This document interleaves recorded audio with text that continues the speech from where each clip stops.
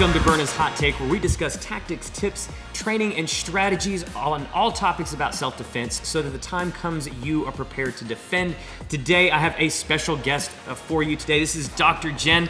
She's going to give you a little bit of her background, but she has a very versatile background in all things self-defense, and we're so excited to have you on the show. Tell a little, Byrna Nation a little bit about, kind of how you got here and a little bit of your background. Thanks, Josh. I'm super excited to be here. I have so many of your products. I'm a little bit later to the game with this product. I started in law enforcement very young. At age 16, I was an explorer with the Sheriff's Department. I trained with the SWAT team. I did dispatch. I went out on patrol all the time. When I finally turned 18 and started college, I interned with what is now ICE and the U.S. Marshal Service. Eventually went at 21 when I was old enough, went to the Law Enforcement Academy in Colorado, and then I worked for several years as a law enforcement officer before actually going back into the military. I was in the Naval Reserve for 8 years during those years, and then eventually went into the military where I worked as a lawyer and a military judge. Finally got out and became an emergency physician, really. So, like, I've been around. So you fit med school in there somewhere. Yeah, I mean, I've done a few things, but I mean, the bottom line is that I've been around law enforcement and around self-defense my whole life, pretty much. And I'm currently actually working as an expert witness in a lot of self-defense types of cases. And, you know, it's really interesting because I've been doing this for so long, and I've had concealed carry permits for as long as I have been able to have them, and I take it very seriously. And when I started doing this work, I was like, wow, you know, there are a lot of jurisdictions where you can get into a lot of trouble even if you make the right decision. And interestingly, one of our neighbors, who's also a big 2A guy and former military helicopter pilot, really cool guy, he told us about Byrna. He's like, hey, do you guys have this Byrna handgun? I'm like, what are you talking about? Like, what is it? And he's like, well, it's actually not a gun, it's a projectile launcher. And he is so worried about the legal environment, and he should be, because it's just kind of the current state it is. That we're in. Yeah, absolutely. It is. And so we went down and we had a look at his, and we bought one, and then we bought another one, and then we bought another one and another one. And so we ended up getting a Byrna for every car that we own, and then one for the house as well. And then we of course met was it SHOT Show this year? Was that the first time we met? SHOT Show was great this year. We got a chance to catch up with Dr. Jenn and some of her colleagues and hear your story, and your perspective was so profound as to just all the things that you've been able to experience and the wide breadth of, you know, legal history and legal background that you've had, and understanding where you're coming from, and then understanding, you know, how you feel like less lethal force options and Byrna fits in so well into some of that. And I think that's why we, you know, definitely hit it off on that end. And it was just great to hear, you know, some of those stories. So what I'd really like to kind of talk about and kind of back up to is, you know, with your history as, you know, a JAG attorney, and then now as an expert witness, you know, for self-defense and other topics, is you got to have a really good, you know, perspective, a very high-level overview of the current trends that we're seeing in self-defense and the defense of self-defense when it comes to, you know, to the legal aspect of it. So what, you know, in your history, what were some of the things that you've seen that are big, you know, big red flags when it comes to, you know, making sure that you're doing what you need to do to defend yourself, you know, in a case like that? Well, I mean, there have been some pretty high-profile cases that have resulted in a good outcome, and others that have resulted in bad outcomes for people who have, in my opinion, properly used lethal force. And so the question in my mind comes down to what is the best outcome for everyone? Mm-hmm. And sometimes you do have to use lethal force, and I am 100% Second Amendment advocate, Sure. 100%. But that said, I've personally been in some situations where I'm like, wow, this is a dangerous situation. If I were to use lethal force in this situation, would I be able to defend that in court? And the answer is maybe, maybe not. It's a hard maybe. I mean, maybe's hard. Maybe's Maybe it's the rest of your life. that's a really good way to put it. So there have been instances where I'm like, wow, I would have done just about anything to have had a Byrna, because in my mind, unless someone is coming into my home, my goal is to stop a threat against me or someone else and get away. That's it. Well, and we've talked about this. No matter what the weapon you're using or what the tactic you're using is, that's the ultimate goal, right? Is to stop the threat. Regardless if that means stop them so that they go away or stop the threat long enough to facilitate my escape. Regardless of what I'm using, that's the actual goal. The goal is never to, even carrying a firearm, the goal is never to kill somebody, right? The goal is that should never be anybody's goal. The goal is to stop the threat no matter what. And the other thing, too, is that I really want people to feel empowered and feel like they have the ability, a really good ability to defend themselves. So, I've been in law enforcement. I've done a lot of things. I may look like a little person. I can handle myself pretty well. But there are definitely cases where there are people who don't feel that way, and they don't know what to do. And so there have been a ton of people who have run out and bought guns. It's a huge trend because the crime situation in this country is a little bit out of control, I'd say. So people are running out, they're getting guns, but they may have a lot of hesitancy in using them. They may not have a lot of experience using them. And so what I want people to have a tool that they feel 100% confident and comfortable with. And I just feel like this is such a great tool in a wide range of options that you have. So you told me a story earlier, and I thought it was a great story to kind of use as a case study, almost of appropriate and reasonable levels of or usages of force. If you could kind of tell the Byrna Nation that story, and we'll kind of break it down a little bit into what would have been considered reasonable, what would have not been considered reasonable, and where we could have really fit in a less lethal force option. Yeah, so as you know, there are a lot of places where you can't carry. California is one of them. So we were on a trip coming back from California in our camper. I jumped out of the car to go get some food while my husband took the truck to a truck stop to fuel up. And I found myself in a very bad situation where there was a young, strong person who was definitely coming after me. I don't know. So get into a little bit of the details, because I want to really kind of break it down to where at what point do we feel like force would have been reasonable? Yeah. So I was at a fast food place. Mm-hmm. I don't eat fast food very often. gotta give that caveat. So this is a one-time thing. Hasn't done it again. We cut that out. We quit. So exactly. So anyway, it was during kind of the COVID time, and as you know, that restaurant parts were closed. So there was a sign that said, "Go around to the back." This is a very secluded area. There was no one back there, just me. So I went back to the drive-through area. My meal wasn't ready, so they said, "Go to the front and wait." And so I went to the front, and I saw a person who had watched me go back there and big dude, followed me back there, was looking for me in the back, which no one else would have been able to see, and didn't see me there, and turned and saw me in the parking lot and started coming my direction. So no one else around. So no. He's walking your direction. So at this point, you kind of realize, hey, he could only be walking toward, the only reason to walk this way is to walk towards me. It was very obvious. Okay. Yeah. So what did you do at this point? So I didn't have anything on me.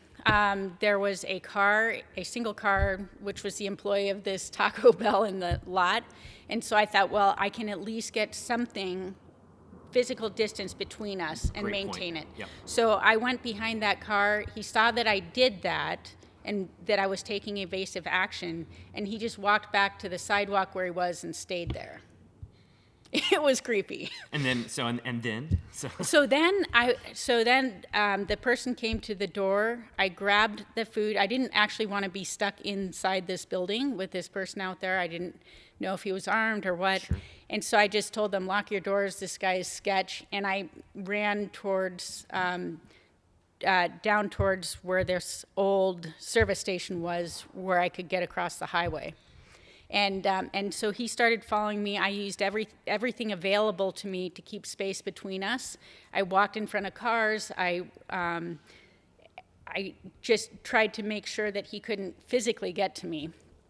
And so at one point, he walked behind a car. I knew he couldn't see me. And I literally ran, jumped across a ditch, and started running across this highway. And he started running after me.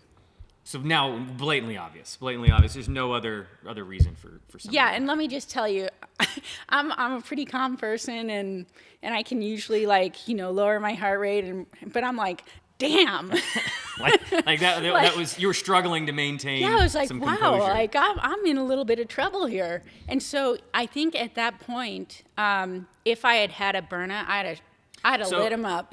so that's where I kind of want to rewind it to. So if I remember correctly, eventually you made it back to kind of civilization, as it were. Other people, he disengages. And trucks stop being civilization, sure. As much as you had out there in the middle of nowhere, but right. So I want to rewind that, because I get asked, and Byrna gets asked a lot via social media. At what point can I use a Byrna or use a less lethal force option? Because I think that kind of that timing and that appropriateness is lost in kind of a big gray area. So I think this is a great situation to kind of use. So I want you to put on, your prosecutor hat. I want you to put on that JAG hat, and I want to rewind this situation. And for my people out there that that are constantly saying, "Oh, I only need a gun. I'll only ever carry a gun. I only need a gun." At any point, knowing what you went through, at any point, whether he, on the Taco Bell side when he's walking at you, or even when he's running at you, at any point in time, would shooting him with a firearm be considered reasonable in general? Not a chance. So go ahead. And one of the things that really bothers me about self-defense in these cases is that you don't know what's going to happen. You can be in fear for your life, but is a jury going to say, really, you were afraid because this guy, who knows what? You don't know what was going to happen. Or someone punches you in the head. You don't know if you're going to go down and they're going to kick you until you're dead, right, or cause a massive head injury that you'll never recover from. You can't know that. And yet people say, well, you can't bring a gun to a fist fight. Well, but how do you know what's going to happen? Right. You don't. You absolutely. So that, to me, that says the earlier I can intervene with something, the less likely I start removing those unknowns, right? So for me, what I never want to go hands-on. Sure. As soon as you're hands-on, you are in trouble. Agreed. Even someone like you, a super SWAT guy, whatever. I'm 5'9", I weigh 145 pounds. I am not going hands-on with anyone because I'm probably going to lose. So. But you know what I mean, though. So no, absolutely. So to me, I always want distance. I never want to go hands-on. If someone's coming at me and I'm giving them commands, stop, stay away from me, at that point, if they're still coming at me, I feel like less lethal force is totally justified. So in your situation there, going back, in your situation there, at what point would the use of less lethal, including a Byrna, at what point would that have been reasonable, you think? It would have been reasonable. So when I used that first car as space, if that person was still coming at me and trying to get to reduce that space and get to me, I think that it would have been totally justified then. As soon as that person starts closing that distance on me and I can't maintain a safe distance, it's time. I absolutely agree, and that's a really good illustrative way to kind of articulate when it's appropriate and when it's reasonable, but also illustrates how early that you can intervene with some sort of force, and some sort of force that's likely to incapacitate and definitely get them to rethink their current path. And the other thing that I think is so important too that people don't think about when they're carrying their handguns is, I know from my time in law enforcement, and as well, that even very well-trained law enforcement officers miss. They miss a lot. I'll give you one greater. So in 2018, there was a study that came out of Loyola up in Chicago that looked at a major. It was I won't say the name but it was a major police department, one of the four largest police departments in the nation, and they looked at their shootings over the 20 years prior to that. So, or actually 18 years prior to that, and how many officer-involved shootings they had, and they looked at every shooting. Their hit rate was less than 40%. And that's trained law enforcement officers. Yeah. Now, there's been some other studies that have been done. None of them show a hit rate of greater than 50%. That doesn't surprise me. So not only are these trained law enforcement officers expecting some sort of interaction, but then you take someone who's not trained, is freaked out, maybe doesn't have a lot of experience, and you're going to be firing every single round out of your gun you are responsible for. If you miss and you hit someone else, you're responsible for that. And I can't even imagine what that would feel like personally. Just the psychological impact that would have, It'd be horrible. on you, regardless of the legal impact and the legal battles that you're going to fight for the rest of your life, both criminal and then civilly, right? But yeah, the psychological impact has to be, just absolutely incapacitating. And I think too, there's another issue for a lot of people, and there really should be, is are you going to hesitate when there's no time to allow for that hesitation? And the truth is that, you really have to make a very high-level decision when using lethal force. The person who is actually coming at you has already made the decision. Absolutely. And so you're already behind the eight ball. Already behind the eight ball. And even if all you're using the Byrna for is to buy you time to decide, is this justified or not, it'll buy you time. And then you can switch to, if you light someone up with Byrna rounds and they keep coming at you, it's go time. Yeah, I mean, at that point, you've done everything. And you kind of talked about that too, as a prosecutor, looking at some of these, when you've done that, your expert testimony, looking at some of these, self-defense cases. I mean, did you see some that was like, hey, look, they tried to use something and it didn't work? Or, does that carry weight, in a court case? Like, let's say you did have to use lethal force, but you started, somewhere, you started with less lethal and you escalated. Is that going to carry weight? Absolutely, 100%. If you can say, look, it was my only intention to prevent loss of life for myself or someone else, or I thought I was going to be severely injured. I didn't want to hurt the person. I just wanted them to stop. I told them to stop. I used this less than lethal round to stop them. They still kept coming at me. No jury. And first of all, the chances of you being prosecuted in the first place are incredibly low. That's good to know. Incredibly low. And if you were, the chance of not having one juror say, yeah, that's reasonable. I mean, that's all you need, right? You just need one person to say, I'm not convicting this person. Right. Even in a place that is very anti-gun. In fact, I would say that you're at an advantage to say, look, I didn't want to use this. That's, I never thought about that, but you're absolutely right. Because those people that jury is more likely to say, like, I get it, and they tried to use something different, but they just ran out of options. Just kind of a funny story on one case that I successfully helped defend. It was right as the courts were opening after COVID, and you literally had to walk through these very sketch tent cities, and every day the judge would give this safety briefing, but you can't carry anything into a courthouse, right? Right? And so you're just kind of walking very susceptibly, like through this gauntlet to get to a courthouse of all places. And I think, honestly, having that experience for the jurors was something that helped. But just being able to put something in someone's mind that you really wanted to do something different than this. Like you were trying everything you could to stop this, and it wasn't stopping. I think everyone can relate to that. No, I think that's a fantastic point, and you're right. Even in those places where we get a lot of resistance, and the 2A crowd gets a lot of resistance. That's such a great point. And even in those places where they don't, places like Texas, places like Arizona, Florida, all that, it's still such a powerful message, such a powerful you know, illustrative aspect of how that's not, you know, they never wanted that to be their goal. And you know, the one other thing well, I have so many things to say, but just because I think that this is such an important topic, but every person, every human has a right to defend themselves regardless of their background, Absolutely. regardless of where they're from. And one of the things that bothers me is that people are really limited in their options if they've been convicted of a felony, even a white, what do you call it? White collar crime. Like someone goes down for fraud and they are no longer able to protect themselves and their family. Or someone who's got a green card who lives in this country. They're not allowed to, I don't think people understand they're not allowed to have guns. And I think you're absolutely right. There's, depending on the time, there's on average about 4 million convicted felons in the U.S. that are out of jail, off of parole. They've done their time, you know, they've served their debt to society, but you're absolutely right. They still lack the ability to defend themselves, you know, with a firearm.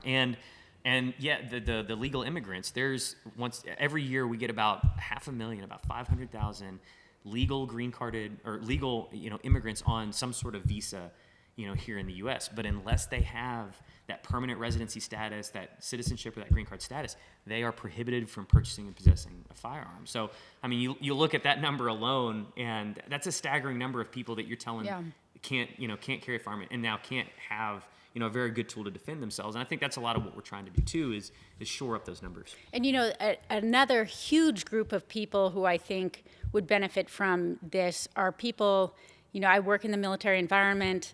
I've dealt with a lot of people with PTSD, people who make impulsive decisions, also a lot of people with like anxiety and some other mental health issues. Mm-hmm. And it's like they're really vulnerable. Sure. And, you know, sometimes I think that I wouldn't want them, even though I'm a big Second Amendment proponent. Sure. Don't light me up over this. I know there's going to be haters out there. Yeah, there always are. But you know, there are certain people who probably shouldn't carry a gun. Absolutely. I think it would be difficult for anybody to completely disagree with that. Everyone knows that one person that there is, and whether it's a mental health issue, whether, like you said, it's an impulsivity issue, or a number of other issues, or just the hesitancy. You know, right. I think that there's a lot of people that carry guns, in all honesty, that haven't had that very retrospective talk with themselves that says, hey, I'm ready to take somebody's life. But they carry a gun every day with the intention that could be the case. And I think that's going to cause, you know, like you said, that's going to cause hesitancy at a time when you can't have it, and it's going to get somebody hurt. And I want to get back to the whole legal thing, because what you'll be judged by is what is reasonable. What would a reasonable person think? And, you know, in a moment where something, I hate to use this word, but something triggers you and you're freaked out about something, and your one option other than going hands-on is lethal, where it's really questionable. It's really questionable whether or not you should be taking any force, is not good. And the other thing is that, you know, I think that a lot of people have this mistaken belief that if they have a gun on them, they're safe. So something is happening, they pull out the gun. Well, I don't know. You probably are. You're a numbers guy, I know. There are a lot of statistics about people who do have hesitancy or Absolutely. Whatever, and that gun being used against them. Yeah, and that's always a possibility, right? You know, that's if you hesitate in that time when it's even, especially when it's appropriate, especially when, hey, you know, the application of deadly force would have been reasonable because you are, you know, somebody's going to commit serious bodily injury or death to you or somebody else.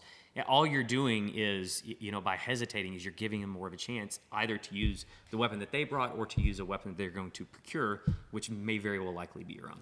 Right.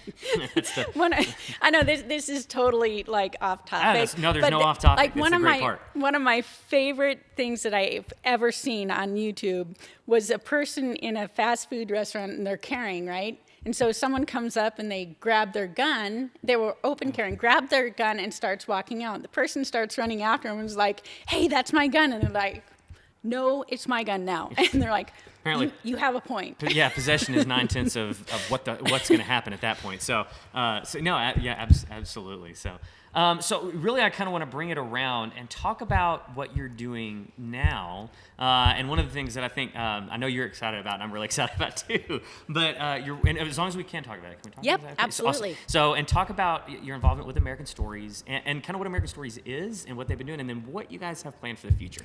Oh man, so you can tell I've had an interesting life already. Clearly. It keeps getting more interesting. So about 2 years ago, I was informed that there was going to be a show called Surviving Man, M-A-N-N, like the person. Gotcha. So Don Mann is a former SEAL Team 6 guy, invented the adventure race, has written like 20 best-selling books, super cool guy. And they wanted to do this survival show. And they said anyone who is a weapons expert and maybe has any military law enforcement background, and I'm jumping in back, like, pick me, like, it's COVID. Like as a contestant, right? Yeah. I mean, it's like COVID time, ammo's super expensive, and I'm Sure. like, you want me to come out and just shoot stuff? Like, of course I want to do this. So I got picked up for this show, and I didn't even know what American Stories Entertainment was, and it was their first show. Since then, I've been on 4 of their shows. Awesome. We just, in fact, season 2 of Surviving Man is going to air this Friday. Oh wow, very cool.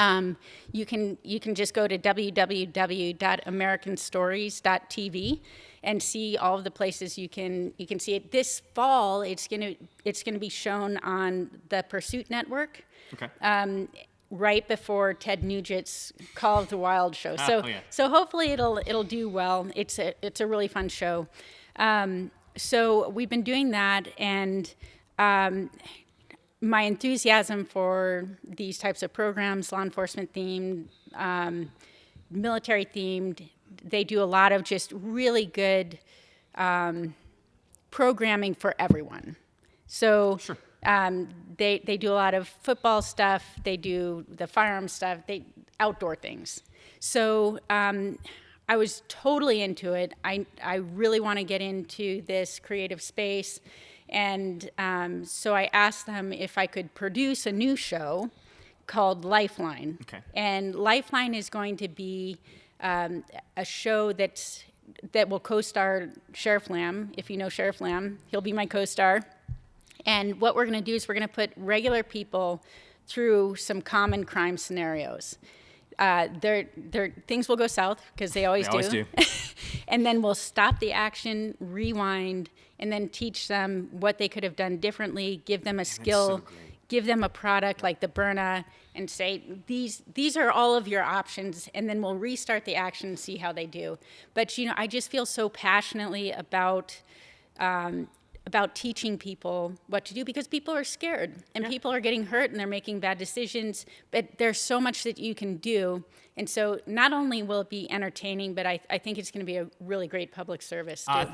I'm super excited about it. And I think you're right. I think people are scared, but I think a lot of that fear comes from the unknown. A lot of the fear comes from the fact that they don't know what to do. Exactly. And so if we can educate and teach them ways to handle that and ways to, it takes away a lot of that unknown, and I think subsequently takes away a lot of that fear. 100%. And I want to get back to the Byrna, because I'm not getting paid for this, by the way. But I want to get back to it because it's like the confidence in carrying something, even if you miss, even if you pull the trigger and you were wrong, there's not a whole lot of liability there. Absolutely. And so confidence is everything. Yeah, absolutely. And I always equate confidence to freedom, right? So people, when you are afraid and you don't want to go to the store, you don't want to go to a convenience store, you don't want to go to Target late at night because I'm afraid, for my safety, that encroaches on your freedom and your freedom to move and your freedom to do things. And I think the more confident you are in not necessarily your ability or anything, but just more confident you are that you're going to be able to be safe, and right. And it increases and pushes out that freedom. And I think that's ultimately what we all want. It's just we just want to feel safe. That's right. It's one of those underlying needs that we all have. And educating, training, and removing that unknown and that fear is really what contributes to that overall safety. So I think what you're doing is great. I'm really excited about Lifeline and American Stories. I think that's going to be a great show. It's going to be fun. So if just kind of to wrap it up, if you do some cool stuff on social media too with some training and education as well, right? I do. Where can people find you there? So that they can, and what kind of stuff do you do that? Because I like looking at some of that. So Some of this. Instagram hates me because I'm a doctor who likes guns, and they just can't reconcile the two. For some, so I'm on Instagram at _ Dr. _ Jenn, Jenn. Okay. And every week I do a fun Firearms Friday. I've done a couple with Byrna. They're mostly true firearms, just a Fair enough. fun drill to do every week. And then I do a Medical Mondays where I do a really fun, interesting health tip or fact. That's awesome. You get the medical on the beginning of the week and Fun Firearm Friday or whatever. That's great. So, Exactly. Very cool. Very cool. Exactly. So definitely go find Dr. Jenn on Instagram. Any other platforms that they can find you on? I'm on YouTube and Twitter, but I don't. It's pretty much the same content on all of them. Gotcha. So well, there you go. So multi-platform, and then definitely stay tuned to Pursuit Network for Lifeline to come out. What are we looking at this year? Yeah, so Okay. I think we're going to shoot this summer. Perfect. And, Great. Post-production can take a little bit, but definitely check out Surviving Man. Season 1 has been out for a while. Season 2 starts. I'm not kidding. I swam with alligators. They told me there were alligators. I'm like, yeah, right. And I get This is a TV thing. Yeah, Nope, yeah. Alligators. I know. Great. I'm like, I didn't see that in the waiver, by the way. They weren't real specific about Anyway. wildlife. But it's exciting. They're really good shows. Absolutely. Go check out Surviving Man. It is, if you haven't watched it, it's a ride. I'll tell you what, it's a lot of fun. So, and then make sure that you are subscribing to Byrna's channel on YouTube and the podcast as well, so you get notifications on all your favorite podcast platforms like iTunes, Amazon, iHeart, and the rest. We'll be back with you guys with some more special guests, a live AMA coming up as well, and so many other things. So make sure that you guys are staying tuned, you're subscribing, and you're getting notified so that you're getting all that information so that the time comes, you are prepared to defend.